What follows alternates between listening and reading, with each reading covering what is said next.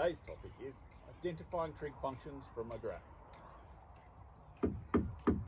All right, let's have a look at identifying a function from a graph. Quite often you will get given a function like this, and you'll get told, state an equation for this function. Now, it might tell you, it might say, state an equation of the form y is equal to a sine nx plus b plus c. It might tell you that you need to do a sine graph, or it might have exactly the same thing there but with a cos graph, or it might not have any of that at all, in which case you're sort of free to choose. Basically, you should know that a sine graph and a cos graph are exactly the same, apart from translated left or right slightly, one way or another. And so what we really need to do is, sorry, I'll start that sentence again. You should know that a sine graph and a cos graph are essentially the same thing, but just shifted left and right. That means if you see one like this graph here that I've got on the screen, you could give your answer as a sine graph, or you could give your answer as a cos graph. They're both possible. There's nothing to say that this is a sine shape that's been translated as opposed to a cos shape that has been translated. We don't really know. It can be either, and so both are correct answers, unless the question actually specifies. So do be aware that a question might say, give your answer in this form, in which case you can identify, oh, well, it's asking me to do a sine graph. The only difference is going to be what their translation value is, because sine graphs and cos graphs are exactly the same apart from that b value. All right, so let's do this one as a, sorry, that wasn't very clear. I'll just write that again, as a b value. All right, so let's think about what we know about this graph. Straight away, usually when we're sketching, we start by identifying the amplitude and the period. We're going to do the same things because that's going to help us work things out. Or at least maybe not even the amplitude, but let's just start by identifying what's our minimum and our maximum value. Our maximum y value is obviously equal to 4, and our minimum y value is here, which is touching the axis, so our minimum y value is 0. That means that our average value, which has to be our c value, so our c value here is the average, or the mean, or the middle, and so thus we can straight away work out that c is equal to 2, because that's halfway between 0 and 4. We also know that our a value is our amplitude, and that's our distance between the middle and the maximum, or the middle and the minimum, either way we want to think about it. So what's our distance there? We can also straight away also see that a is equal to 2. Now, this graph could be reflected. We haven't talked about reflections very much. Essentially, if we start with a sine graph that looks like this, and then we reflect it so that it looks like this, either of those could get translated left or right to get to the right answer. So we don't really need to worry about positive or negative translation. Positive or negative reflections. That doesn't make any sense. You can't have a positive versus a negative reflection.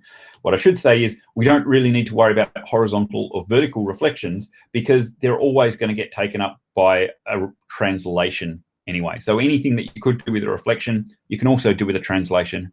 Sometimes reflections are easier. If we had a graph that we knew started in the middle and just went straight downwards like that, we jump straight to, oh, that's going to be a reflection.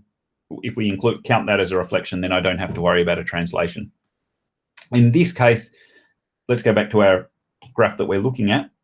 In this case, it sort of seems to be starting there. It hasn't been drawn very accurately, but we can't make an assumption that it's a basic sine graph or a cos graph without any translations. If it started up the top here, or if it started in the middle, hang on, I'll start that again. If it started up the top here, we could jump straight to the assumption that it's a cos graph with no translations left or right. If it started in the middle here, we jump straight to it's a sine graph with no translations left or right.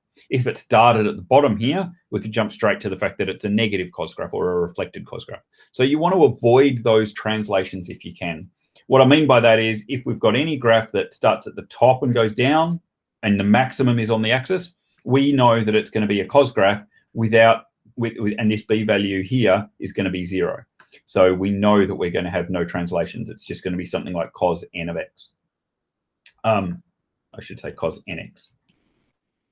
We know that it's just going to be cos nx. If it's starting in the middle there and going up, we know that it's going to be Let me use different colors to make it clear. If it's starting in the middle there and going up, we know that that's going to be a sine nx graph. If it's starting in the middle and going down, we know that it's going to be a negative sine nx graph. And if it's starting at the bottom and going up, we know that it's going to be a negative cos nx. Those are the ones we can get away with no translations. We know that there's no translations there. Does that make sense? Is everyone following along? Seeing a few nods of heads, which is good. But essentially what we're doing is we're looking for that pattern there to say, is it any of these things? If so, we know that our b value is 0. We just have to pick, is it cos, is it sine, is it positive, is it negative? And we can get there with reflections, and then we don't need any translations at all. But as soon as you see something that is clearly not, I'm going to rub that diagram out now because I just need this base. I set it up with another problem below, so I don't want to go down there yet. If you need that diagram again, I'll take a screenshot of it and put it up on the online lesson for today.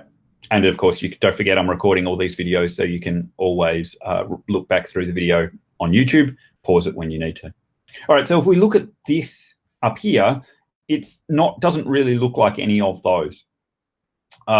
It's starting somewhere in the middle. Now, in this particular case, I'll let you in on a secret. That's just because the diagram has deliberately not been drawn to scale. And it turns out we probably could do one of those things, but let's talk about what happens if we can't. So what do we know about it? We know our C value is 2. We know our A value is 2. What else do we need? We've got our A value here. We've got our C value here. We need N, which is we can get from the period really easily. So can we look at this graph and determine what the period is? That's always a really great start. It's pretty easy. Period is the distance between a maximum and a maximum. So we're looking at that distance there. In this case, it's 5 pi on 2 minus pi on 2. Sometimes, and in this case, that's 4 pi on 2, which is 2 pi. Excellent. We've got a period of 2 pi.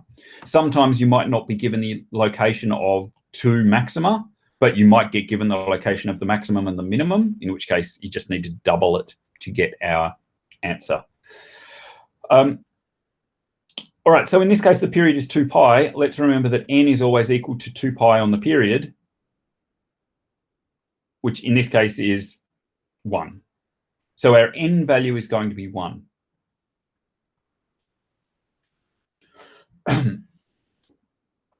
Thus, we know A is equal to 2. We've worked that out. We know N is equal to 1. We've worked that out. We know C is equal to 2. We've worked that out. The only unknown that we haven't worked out yet is B, which is our translation factor. Now, the easiest way to do this, by far the way that I recommend for tackling these sorts of questions, is work out A and N and C just like that method that I've shown you. And then to work out what B is, we're going to substitute in a point, because B can be tricky and you can't always read it off straight from the graph. In this case, you might think, oh, well, there's no dilation, so our sine graph starts here, which means we've translated that way a little bit. It's really hard to work out. The safest way to work out what B is and not to make any assumptions is just to substitute in a point. So I'm going to pick this point here, which is quite clearly pi on 2, 4. I'm going to substitute that in. 4 is equal to A, which we know is 2. Lots of sine N, which we know is 1. Lots of X plus B plus C. Sorry, not C, because we know that C is equal to 2. All right, subtract 2 from both sides, divide by 2. I get 1 is equal to sine. And I do have a value for X because that's pi on 2. No, pi on 2 plus B. Whereabouts is sine equal to 1? And the answer is pi on 2. So thus pi on 2 is equal to pi on 2 plus B. And thus B is equal to 0. So it turns out that, yeah, this diagram has been drawn not to scale, because this is actually just a standard sine graph. Given the points that we've got, this is actually a standard sine graph that looks more like that. So our B value is 0. There's no translations. And thus we get an answer of our final equation is, I'll do it up here just because I'm out of space. Our final equation is y is equal to 2 sine X plus 2.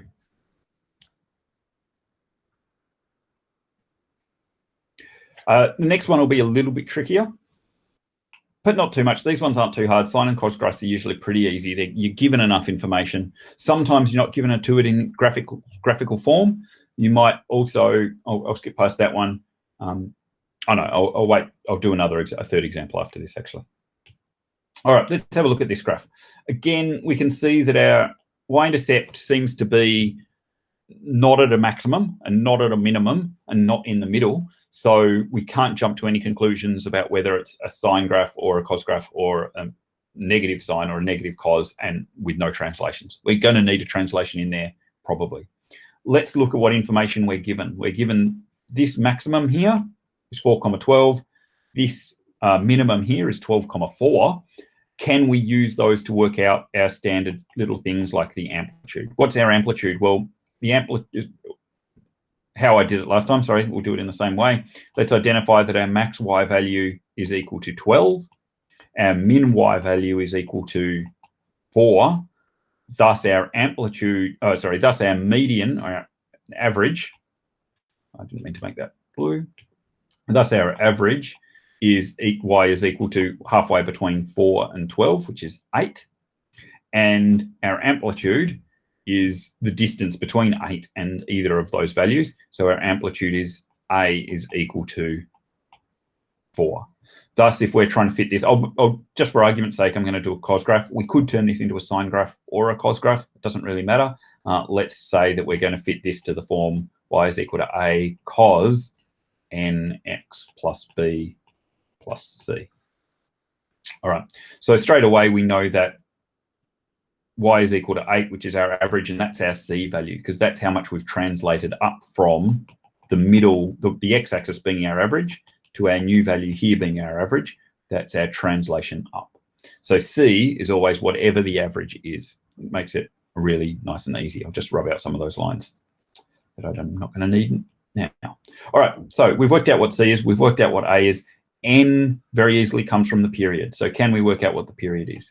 Period is equal to, well, going from this x value here of 4 up to that x value there of 12 is 8 units, and that is half the period, because the period is actually 8 units to get to there, and then also another 8 units to get to there. So that means our period is 16 units of whatever our x scale is. Note that that's not 16 pi. Based on the homework, I can see that some of you struggled a little bit when we're dealing with numbers here that are not integers of pi or fractions of pi. That means we're going to have pi somewhere in our n value. We'll see that when we get there. But this is really common. You will get lots of trig questions that aren't based on our x-axis being 2 pi, 4 pi, 10 pi, whatever, but are instead based on just whole number units of 4, 6, 10, 12, or even 0.1, 0.2, 0.3, depending on a whole bunch of different factors. All right, so if our period is 16, be careful that that's not 16 pi. What's our n value? We know that n is equal to 2 pi over our period. So that's 2 pi over 16. The 2 and the 16 cancel out, and we get an answer of pi on 8. Thus, so far I've worked out for my equation, y is equal to 4 lots of cos pi on 8 times x plus some horizontal translation factor plus c, which I've worked out to be 8. So I've got nearly all my information there. What I'm missing is just, can I work out what b is? Well, we're given a point. We're told 4,12 is a point, so let's substitute that in. 12 is equal to 4 lots of cos pi on 8 times 4 plus b plus 8. Subtracting 8 from both sides, 4 is equal to 4 cos pi on 8, 4 plus b. Dividing both sides by 4, 1 is equal to cos pi on 8, lots of 4 plus b. Whereabouts is cos equal to 1? Cos is equal to 1 there at 0 or at 2 pi. But what that tells me is that if I plug in cos of theta equals 1, if I'm solving that, theta must be equal to 0. And so thus I know that 0 is equal to pi on 8, lots of 4 plus b. So just a little bit of algebra to sub in a value of cos that I know into, to set the thing inside the cos function equal to something that I can solve. Now, this is not quite solving an equation in the traditional sense, in that we're not looking for every solution. I'm not solving for all values between a given domain. All I'm really trying to do is work out one maximum and thus just get one answer for a translation. It should be obvious to you, hopefully, if you've thought about this. We're going to get a translation value, which is how much the cos has translated to get from here to there. We could also have another value, which is how much cos gets from here to there, and that is a perfectly valid answer. There's nothing to say we've translated it, for example, 4 units left as opposed to 16 units left. We could quite easily, sorry, it won't be 16, it'll be 20. We could quite easily have translated this 20 units left and got 20 units right and got exactly the same answer. So there's no one right answer here. We're going to get a nice simple one, because obviously if I solve this, dividing both sides by pi on 8, I get 0 is equal to 4 plus b. So b is equal to -4. Thus my translation here is, thus my answer for this function, y is equal to, a is 4, lots of cos, n we worked out to be pi on 8, cos pi on 8, lots of x minus 4 plus 8, which was my c value there. Now, you might be thinking, we should have just been able to read that straight off the graph, that translation to the right, because we know that this is a maximum. And you're right, in this case, we could have done, but I like to teach you that substitution method just so that you've got it in your toolbox, because quite often you might get given a point here, for example, that is not a maximum, and it's much harder to work out the translation. So substituting is something that is always going to be reliable for finding that b value. If you do know the maximum and it's a cos graph, or if you do know the middle value and it's a sine graph, you can basically read straight off the graph. But I'd say that that's a reasonably advanced skill, knowing when you can cut corners there. And you'll get there after a lot more practice. But I think doing the full working out when you're learning this technique is fairly important. I'm only going to show you one more problem type like this. Just be aware that you could quite easily get a question that doesn't even give you a graph and say, oops, didn't mean to put that there. Doesn't even give you a graph. It just gives you some, it just gives you some words. So it might just say something like, we have an equation that we need to fit to a is equal to, no, whoops, why would we start with a? Some function of t is equal to a sine n times t plus c. And we are told, and you might just get the worded problems that say something like the max value is 1, the minimum value is 0, and the period is 3. We're told there's no translation, so that's all we really need. Can we use that information? Now, this is a simpler question. There's nothing too tricky here, but we can very easily work out that